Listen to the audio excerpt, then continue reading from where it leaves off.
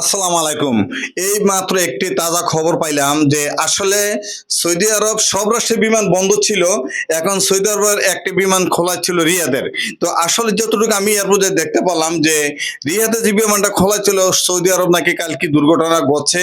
সেই বিনিময়ে সেই উপলক্ষে এই বিমানটা সহ অফ করে দিছে। তো আসলে আমি কিছু যাত্রীকে প্রশ্ন করলাম যে ভাই আপনি কোথায় যাবেন? কয় ভাই আমি রিয়াদে যাব। তো এই ভাই ফ্লাইট কেন সমস্যা হচ্ছে? কয় ভাই কইতে পারি না। আমাদেরকে ভাই ফেরত দিতে আছে। তা আসলে যাত্রীদের যে ভোগান্তি হইতে আছে সেটা আল্লাহ জানে যে একটা যাত্রী ঢাকা যখন আসে সর্বোচ্চ তার সাথে ২,০০০ ৩,০০০ টাকা থাকে। ৩ জন ৪ জন লোক আসে।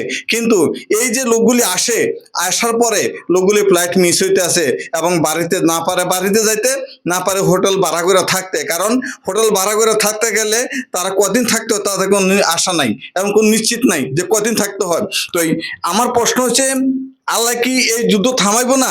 কারণ সবাই দোয়া করেন যাতে এই যুদ্ধটা থামে এবং যাতে একটা সমস্যার সমাধানের পথে যায়। তো আলহামদুলিল্লাহ আর প্রবাসী যারা আছে আল্লাহ যাতে তাদেরকে ভালো মতন রাখে, শান্তি মতন রাখে। আমি আপনাদের সবার থেকে বিদায় নিলাম। আল্লাহ হাফেজ।